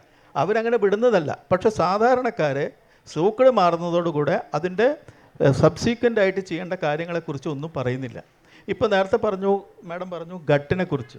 ഈ ബാക്ടീരിയ ഏറ്റവും അധികം ഇതിൻ്റെ അബ്നോർമലൈസ് ഉണ്ടാക്കുന്നത് ഈ ഗട്ടിൻ്റെ ഹെൽത്തിനെയാണത് കുറേ ബാധിക്കുന്നത്. ഈ ഗട്ടിൻ്റെ ഹെൽത്തിനെ ബാധിക്കുമ്പോൾ സെക്കൻഡ് ബ്രെയിൻ ആണെന്ന് പറഞ്ഞു. ഈ സെക്കൻഡ് ബ്രെയിൻ എന്ന് പറയുമ്പോൾ അതുണ്ടാക്കുന്ന ബുദ്ധിമുട്ടുകൾ ആലോചിച്ച് നോക്കൂ. അപ്പോൾ ഇൻകംപ്ലീറ്റ് യൂസ് ഓഫ് ആൻറ്റിബയോട്ടിക്സ് എന്നുകൂടി നമ്മൾ ചേർത്ത് വായിച്ചാൽ ഇത് മുഴുവനാവുള്ളൂ. പിന്നെ നമ്മൾ ശരീരത്തെ പാകപ്പെടുത്തിയെടുത്താൽ ഈ ആൻറ്റിബയോട്ടിക്കിൻ്റെ ഉപയോഗം കുറയ്ക്കാനുള്ളൊരു സാഹചര്യം ഉണ്ടാകും. അതിന് ആയുർവേദത്തിന് കുറേ കാര്യങ്ങൾ ചെയ്യാൻ പറ്റും. ആയുർവേദത്തിൻ്റെ ജ്വര ചികിത്സയാണ് അതിന് ഏറ്റവും നല്ല ഉദാഹരണം. ഈ ആൻറ്റിബയോട്ടിക്കിൻ്റെ യൂസിന് ശേഷം നെയ്യ് കൊടുക്കേണ്ട ഘട്ടത്തിൽ നെയ്യ് കൊടുക്കണം. അപ്പോൾ ശരീരത്തിൻ്റെ പ്രതിരോധശേഷി വർദ്ധിക്കും. ഇൻഡസ്റ്റൈനിലുണ്ടായിട്ടുള്ള ഡ്രഗ് ഇൻഡ്യൂസ്ഡ് ആയിട്ടുള്ള ഗ്യാസ്ട്രൈറ്റിസ്, അതുപോലെയുള്ള ടോക്സീമിയ, ഇതൊക്കെ ഇല്ലാണ്ടാക്കാൻ ആയുർവേദ ചികിത്സയ്ക്ക് കഴിയും. ഈ നിലയ്ക്കുള്ള ഒരു എഡ്യൂക്കേഷനാണ് ശരിക്കും പോകേണ്ടത്. ഒരു വിഭാഗവും അതിൻ്റേതായ നിലയ്ക്ക് എല്ലാവരും അതിൻ്റേതായ മെറിറ്റുണ്ട്, ഡീമെറിറ്റുണ്ട്. ഇത് പരസ്പരം ചേർത്തി വെച്ചാൽ ഒരു പക്ഷേ we will have A beautiful health care system. നമ്മളിപ്പോൾ നോൺ കമ്മ്യൂണിക്കബിൾ ഡിസീസസ്, സ്ട്രോക്ക് പോലുള്ള, ക്യാൻസർ പോലുള്ള നോൺ കമ്മ്യൂണിക്കബിൾ ഡിസീസസിനെ പറ്റിയിട്ടാണ് നമ്മൾ ഇതുവരെ ചർച്ച മുമ്പോട്ട് കൊണ്ടുപോയത്. അപ്പോൾ ഇനി ഒരു എൻഡോക്രൈൻ കണ്ടീഷൻസ് വളരെ കോമൺ ആണ്. തൈറോയിഡ് പോലുള്ള കണ്ടീഷൻസ് ഓരോ രോഗികളിലും നമ്മൾ ഒ പിയിൽ കാണുന്ന ഈവൻ ഒരു 5ാമത്തെ രോഗി എന്ന് പറയുന്നത് ഒരു പക്ഷേ തൈറോയിഡ് പേഷ്യൻ്റ് തന്നെയായിരിക്കും. അതുപോലെ തന്നെയാണ് പെൺകുട്ടികളിൽ ഉണ്ടാകുന്ന പോളിസിസ്റ്റിക് ഓവറി എന്ന് പറയുന്ന കണ്ടീഷൻ, ഫെർട്ടിലിറ്റിയെ തന്നെ ബാധിക്കുന്ന ഒരു കണ്ടീഷൻ. അപ്പം ഇങ്ങനെയുള്ള കാര്യങ്ങളിലെല്ലാം ആയുർവേദത്തിന് എന്തെങ്കിലും ചികിത്സ മുന്നോട്ട് വയ്ക്കാനുണ്ടോ? എന്തെങ്കിലും ഒരു വാഗ്ദാനം ആയുർവേദത്തിൻ്റേതായി കൊണ്ടുവരാനുണ്ടോ തൈറോയിഡ് പോലുള്ള അവസ്ഥകൾ? ഡോക്ടർ ജയ. എൻഡോക്രൈനൽ ഡിസോർഡേഴ്സ് നമുക്ക് അറിയാമല്ലോ, ഹോർമോൺസാണ് എപ്പോഴും അതിൻ്റെ ഒരു പ്രധാന എൻഡോക്രൈൻ സിസ്റ്റത്തിൻ്റെ സെക്രീറ്ററി മെക്കാനിസത്തിൽ നിന്ന് വരുന്നത്. അപ്പോൾ ഇപ്പോൾ ഡോക്ടർ ഇന്ദു പറഞ്ഞതുപോലെ തൈറോയിഡിൻ്റെ പ്രിവലൻസ് നമുക്ക് ഒരുപാട് ഇപ്പം കാണുന്നുണ്ട്. അത് ഏജ് ബാർ ഇല്ല, അതുപോലെ ജെൻഡർ ബാറും ഇല്ല. പണ്ട് നമ്മൾ കൂടുതലും സ്ത്രീകളിലാണ് കണ്ടിരുന്നത്, പക്ഷേ ഇപ്പം ജെൻസിലും കാണുന്നുണ്ട്. ഇപ്പം എൻ്റെ ഒരു വ്യക്തിപരമായ ഒബ്സർവേഷനിൽ ഇപ്പോൾ കോവിഡിന് ശേഷം തൈറോയിഡ് ഇഷ്യൂസ് വളരെ കൂടിയിരിക്കുന്നു. അതിൽ ഇപ്പം നേരത്തെ ആൻറ്റിമൈക്രോബിയൽ പറഞ്ഞതുപോലെ ഈ സ്വയം ചികിത്സ പോലെ സ്വയം പരിശോധന പേഷ്യൻസ് ചെയ്യാറുണ്ട്. അവരെല്ലാവരും പോയി തൈറോയിഡ് ഹോർമോൺ പരിശോധിക്കും. അതായത് അതിൽ തന്നെ TSH എന്ന് പറയുന്ന തൈറോയിഡ് സ്റ്റിമുലേറ്റിംഗ് ഹോർമോൺ, അത് ബ്രെയിൻ ആവശ്യാനുസരണം ചെയ്യുന്ന ഒരു സെക്രീഷനാണ്. അപ്പോൾ അത് നോക്കിയിട്ട് നോർമൽ ലിമിറ്റിനകത്താണ്, എനിക്ക് തൈറോയിഡ് ഇഷ്യൂസ് ഒന്നുമില്ല എന്ന് അവർ തീരുമാനമെടുക്കുന്നു. പക്ഷേ നമ്മൾ ഏതൊരു അവയവത്തെ സംബന്ധിച്ചും അതിൻ്റെ ഫങ്ഷനാലിറ്റി, അതായത് അതിൻ്റെ പ്രവർത്തനപരമായിട്ടും അതിൻ്റെ ഘടനാപരമായിട്ടും രോഗങ്ങൾ വരാം. നമുക്കിപ്പോൾ കാർഡിയാക് ഇഷ്യൂ എടുത്താൽ തന്നെ ഹാർട്ടിൻ്റെ റിതം ബീറ്റിൽ വ്യത്യാസം വരാം, പക്ഷേ അതിന് അതുപോലെ വാൽവുലാർ വരാം. അപ്പോൾ ഏതൊരു മെയിൻ സിസ്റ്റത്തിനും അങ്ങനെ രണ്ട് രീതിയിലുണ്ടാവും. പലപ്പോഴും ഒബ്സർവ് ചെയ്യുമ്പോൾ ഈ കോവിഡ് അനന്തരം നൊഡ്യൂൾസിൻ്റെ എണ്ണം വളരെയധികം കൂടിയിരിക്കുകയാണ്. അതിൽ ഒരു 25% ക്യാൻസറസ് രീതിയിലോട്ടും പോകുന്നുണ്ട്. അത് ഈ ഹോർമോൺസ് എന്ന് പറയുന്ന, ഇപ്പോൾ നമ്മൾ ഒരു സ്ട്രെസ് ഉണ്ടാകുമ്പോൾ സ്ട്രെസ് ഹോർമോൺസ് റിലീസ് ചെയ്യും എൻഡോക്രൈനോളജിക്കലി. നമുക്കൊരു വളരെ സന്തോഷമുണ്ടാകുമ്പോൾ ഹാപ്പി ഹോർമോൺസ് റിലീസ് ചെയ്യും. നമ്മൾ ഈ സ്ട്രെസ്സിനെ തന്നെ പറയുമ്പോൾ യുസ്ട്രെസ്, നല്ല സ്ട്രെസ്സും ഉണ്ട് ഡിസ്ട്രെസ്സും ഉണ്ടെന്ന് പറയുന്ന പോലെ തന്നെ നമുക്ക് നല്ല സന്തോഷകരമായ ഹോർമോൺസ് ഉൽപ്പാദിപ്പിക്കും ആ സന്ദർഭത്തിൽ, അല്ലാതെ സ്ട്രെസ് ഉണ്ടാക്കുന്നത്. അപ്പോൾ ഇതിന് വേണ്ടിയിട്ട് നമ്മൾക്ക് ആയുർവേദത്തിന് ഒരുപാട് ചെയ്യാൻ കഴിയും. അതായത് ഏർലി ഡിറ്റക്ഷൻ, ഓഫ് കോഴ്സ് എല്ലാ വൈദ്യശാസ്ത്ര മേഖലയിലുള്ള ഭിഷഗ്വരന്മാരുടെ മെയിൻ ഒരു റോളെന്ന് പറയുന്ന ഒരു ഡിസീസ് ക്യൂർ ചെയ്യുന്നതിനേക്കാളും ഏർലി ഡയഗ്നോസിസ്, നേരത്തെ കണ്ടെത്തുക, അതുപോലെ പ്രിവെൻഷൻ, ഇത് രണ്ടും ഇമ്പോർട്ടൻ്റ് ആണ് ക്യൂറേഷൻ പോലെ. അപ്പോൾ നമുക്ക് അതിൽ ഇപ്പോൾ ഒരു ഫാമിലിയൽ ടെൻഡൻസി, ഒരു എക്സ്പോഷർ ടു ഈ ഹോർമോണൽ ഡിസ്ഫങ്ഷണൽ എക്സ്പോഷർ ഉണ്ടെങ്കിൽ അങ്ങനെയുള്ള കണ്ടീഷൻസിലെല്ലാം നമുക്കൊരു പ്രിവെൻറ്റീവ് സ്ട്രാറ്റജിയും, അതുപോലെ ക്യൂറേറ്റീവ് ആസ്പെക്റ്റിൽ നമുക്ക് തൈറോയ്ഡ് ഹോർമോൺ ഡയറക്റ്റ് സപ്ലിമെൻറ്റ് ചെയ്യുക, അങ്ങനെയുള്ള കണ്ടീഷനിൽ നമുക്ക് ഓഫ് കോഴ്സ് ഹോർമോണൽ ടാബ്ലറ്റ്സ് എടുക്കേണ്ടി വരും. പക്ഷേ അതിനോടൊപ്പം നമുക്ക് ആ ഗ്രന്ഥിയെ സ്റ്റിമുലേറ്റ് ചെയ്യാനുള്ള പല മെഡിക്കമെൻറ്റ്സ് നമ്മുടെ കയ്യിലുണ്ട്. അതെനിക്ക് തോന്നുന്നത് കുറച്ചും കൂടെ റിസർച്ച് ചെയ്യപ്പെടേണ്ട ഒരു ഏരിയ ആണ്. നമുക്ക് കഷായങ്ങൾ, ഹംസപഥ്യാദി പോലെയുള്ള കഷായങ്ങളുണ്ട്, പക്ഷേ അതിനെ കുറച്ചും കൂടെ നമുക്ക് യൂസർ ഫ്രണ്ട്ലി ആക്കുക. എനിക്ക് തോന്നുന്നത് ചില കമ്പനീസൊക്കെ ഉണ്ടാക്കുന്നുണ്ടാവും, പക്ഷേ എനിക്കൊന്ന് അതിൽ കുറച്ചൊരു റിസർച്ച് ഓറിയൻറ്റഡ് ആയിട്ട് നമുക്ക് എൻഡോക്രൈനോളജിക്കൽ ഡിസോർഡേഴ്സിനെ കാണണം. നമ്മൾ മാസ്റ്റർ ഗ്ലാൻഡ് പിറ്റ്യൂട്ടറി എന്ന് പറഞ്ഞുകൊണ്ടിരുന്നത് എനിക്ക് ഇന്ന് വ്യക്തിപരമായിട്ട് തൈറോയ്ഡ് ഗ്ലാൻഡ് ആണോ മാസ്റ്റർ ഗ്ലാൻഡ് എന്നൊരു സംശയം വരുന്നത്. അതിൽ നിന്ന് എല്ലാം ഇൻഫെർട്ടിലിറ്റി വരെ ഉണ്ടാകുന്ന ഒരു കണ്ടീഷനാണ്. അതിന് ആയുർവേദത്തിന് ഒരുപാട് വാഗ്ദാനമുണ്ട്. അത് ഗവേഷണപരമായും ചികിത്സാപരമായും അതിനെ അപ്രോച്ച് ചെയ്യും, അത് ജനങ്ങളിലേക്ക് ഒരു അവയർനെസ് കൊടുക്കുകയും വേണം. ഈ ഒരു ചെറിയ ചർച്ചയിലൂടെ കുറച്ചെങ്കിലും ഒരു അവബോധം ജനങ്ങളുടെ ഇടയിൽ ഉണ്ടായി എന്നാണ് കരുതുന്നത്. ഇപ്പോൾ നമുക്ക് കുറച്ച് സമയമാണ് ഇനി ബാക്കിയുള്ളത്. ക്വസ്റ്റ്യൻസ് അല്ലെങ്കിൽ സംശയങ്ങൾ ഈ പ്രഗത്ഭരായിട്ടുള്ള ആൾക്കാരോട് നിങ്ങൾക്ക് ഉണ്ടെങ്കിൽ അത് ഈ അവസരത്തിൽ നിങ്ങൾക്ക് ചോദിക്കാവുന്നതാണ്. ഞാൻ ഒറ്റപ്പാലത്തു നിന്നാണ്. സാധാരണ ഡോക്ടർമാരോട് ചോദ്യങ്ങൾ ചോദിക്കുന്നത് ഒരു സന്ദേഹത്തോടെയാണ്, രോഗപ്രതിവിധി തേടുന്നത് എന്നുള്ള രീതിയിൽ തെറ്റിദ്ധരിക്കരുത്. ഇപ്പോൾ സാധാരണ രീതിയിൽ കണ്ടുവരുന്ന ഒരു പ്രവണത, കർക്കിടക മാസമായാൽ ഔഷധക്കഞ്ഞികളുടെ ഒരു പ്രളയമാണ്. പല പല കമ്പനികൾ ഔഷധക്കൂട്ടുകൾ ഉണ്ടാക്കി കഞ്ഞി വച്ച് കുടിച്ചാലും നമ്മുടെ ആരോഗ്യം ഭേദപ്പെടും, ആരോഗ്യം മെച്ചപ്പെടും, രോഗങ്ങൾ മാറും എന്ന് പറയുന്നുണ്ട്. ഇതിലെന്തെങ്കിലും ശാസ്ത്രീയത, രോഗമുള്ളവരും ഇല്ലാത്തവരും ഇത് കുടിക്കുന്നതുകൊണ്ട് എന്തെങ്കിലും ദോഷമോ ഗുണമോ ഉള്ളതായിട്ട് സാറിന് പറയാൻ പറ്റുമോ? നേരത്തെ സൂചിപ്പിക്കേണ്ടായി, ആരോഗ്യം സംരക്ഷിക്കാനായിട്ട് ചില ഉപാധികൾ പറയുന്നുണ്ട്. അതിലൊന്ന് കാലികമായിട്ട്, അതായത് ഒരു വർഷത്തിനെ 6 ഋതുക്കളായിട്ട് ഡിവൈഡ് ചെയ്തിട്ടുണ്ട്. അതിൽ ഓരോ ഋതുക്കളിലും ചൂട്, തണുപ്പ്, മഞ്ഞ് അങ്ങനെ മാറി മാറി വന്നുകൊണ്ടിരിക്കും. ആ കാലാവസ്ഥയ്ക്ക് അനുസരിച്ച് നമ്മുടെ ആഹാരങ്ങളും വിഹാരങ്ങളും മോഡിഫൈ ചെയ്യണം. അതിൽ ആഹാരത്തിന് ഇപ്പോൾ ഓരോ സീസണിലും കഴിക്കേണ്ടതായിട്ടുള്ള ആഹാരം പറയുന്നുണ്ട്. ആ ആഹാരത്തിൽ കഞ്ഞിയുണ്ട്, പ്രോസസ്സ് ചെയ്തിട്ടുള്ള പല ഇത് മരുന്നുകൾ വരുന്നുണ്ട്, പിന്നെ ഫുഡായിട്ടുള്ള ഐറ്റംസ് വരുന്നുണ്ട്.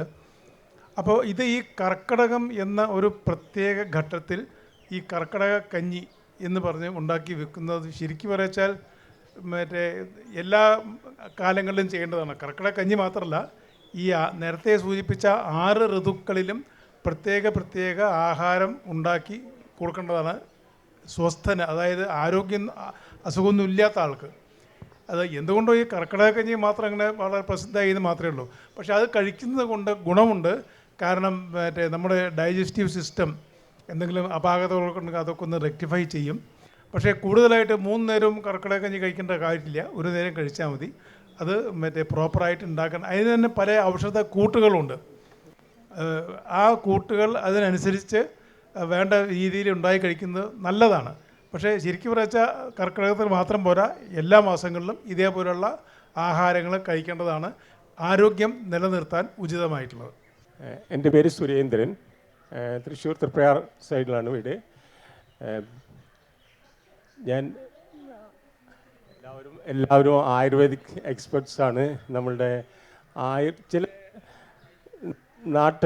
നാട്, അതായത് എൻ്റെ അമ്മൂമ്മയൊക്കെ ചിലപ്പോഴും ഞാൻ എന്തെങ്കിലും കുറുമ്പ് വല്ലതും കാണിക്കുമ്പോൾ പോയി ആ നെല്ലിച്ചോട്ടിൽ ചെന്നിരിക്കാൻ പറയും. ഇങ്ങനെ ചില നമ്മളിപ്പോൾ ആലിൻ്റെ ചോട്ടിലിരിക്കുക, ചില അതിൻ്റെ ഗുണം എന്താണെന്ന് വെച്ചാൽ അത് ബ്രീത്ത് ചെയ്യണ എയർ നമ്മൾ ബ്രീത്ത് ചെയ്താൽ നമ്മൾക്കുണ്ടാവുന്ന ചില ചേഞ്ചസ് ഉണ്ടാവുമെന്നാണ് പറയുന്നത്. അതിൻ്റെ ഒരു പരീക്ഷണം നടത്താൻ കുറേ ഹെർബൽ മെഡിസിൻ വളർത്തി ആ റൂമിൽ ഒരു യോഗ ക്ലാസ് നടത്താനായിട്ട് ഞാൻ വിചാരിക്കുന്നത്. എക്സ്പെരിമെൻ്റൽ ഇത്. നിങ്ങളുടെ ഒരു അഭിപ്രായം ഒന്ന് അതിനെപ്പറ്റി പറയണം. എനിക്ക് തോന്നുന്നു അത് സാർ പറയുന്നത് ചെയ്ത് നോക്കാം. കാരണം നമുക്കറിയാം ഇപ്പോൾ വായുവിലുണ്ടാകുന്ന മലിനീകരണങ്ങൾ നമ്മൾക്ക് എങ്ങനെ രോഗമുണ്ടാക്കുന്നു, അതുപോലെ തന്നെ വായുവിലുണ്ടാകുന്ന നിർമ്മലിനീകരണം നമുക്ക് ആരോഗ്യത്തെയും തരാമല്ലോ. അപ്പോൾ നമുക്ക് അതൊരു എക്സ്പെരിമെൻ്റ് ചെയ്ത് നോക്കാം. അതിന് ഓരോ ഡ്രഗ്സും അതിൻ്റെ ഫൈറ്റോ ആൽക്കലോയിഡ്സ് അതിനകത്ത് ഓരോ ഇപ്പം ആലിലുള്ള ഒരു അതിൻ്റെ രാസപദാർത്ഥം എന്ന് നമുക്ക് പറയാൻ പറ്റില്ല, ഒരു പ്ലാന്റ് ആയിട്ടുള്ള ആൽക്കലോയിഡ് അത് എന്ത് ചെയ്യുന്നു എന്നുള്ളത് ഒരു സൈഡ്. വേപ്പിൻ്റെ ആകുമ്പോൾ അത് എന്ത് ചെയ്യും. ഇപ്പോൾ ഓരോന്നിനും ഓരോ ഫൈറ്റോ ആൽക്കലോയിഡ്സ് ഉണ്ട്. അതിനകത്ത് ആക്ട് ചെയ്യുന്ന ഒരു രാസപദാർത്ഥം എന്ന് തന്നെ പറയാം നമുക്ക്. അതിൻ്റെ അത് നമുക്ക് എങ്ങനെയാണ് ഇഫക്റ്റ് ചെയ്യുന്നതെന്നുള്ളത് നമുക്ക് പരിശോധിക്കുന്നതിൽ തെറ്റില്ല. ഞാൻ അതിൽ അടിത്തറയിട്ട് പറയുന്നുണ്ട്, എങ്ങനെയാണോ മലിനീകരണം നമ്മൾക്ക് ദോഷം ചെയ്യുന്നത്, അതുപോലെ നിർമ്മലിനീകരണം, അതായത് നല്ല ഗുഡ് എയർ കൊടുത്താൽ തീർച്ചയായും അത് ഹെൽത്തിന് പോസിറ്റീവായിട്ട് തന്നെ ഉണ്ടാകും. നാഷണൽ മെഡിസിനൽ പ്ലാൻ ബോർഡുണ്ട്. നമുക്ക് നാഷണൽ മെഡിസിനൽ പ്ലാൻ ബോർഡിൻ്റെ ഓഫീസ് തിരുവനന്തപുരത്തും ഉണ്ട്, തൃശ്ശൂരും ഉണ്ട്. അപ്പോൾ സാർ അവരുമായിട്ട് ഒന്ന് ബന്ധപ്പെടുകയാണെങ്കിൽ അതിനുള്ള സഹായങ്ങൾ എങ്ങനെയാണ് അതിനെ കൺസിഡർ ചെയ്യുന്നതെന്നുള്ള അഭിപ്രായങ്ങൾ സാറിന് ലഭിക്കും.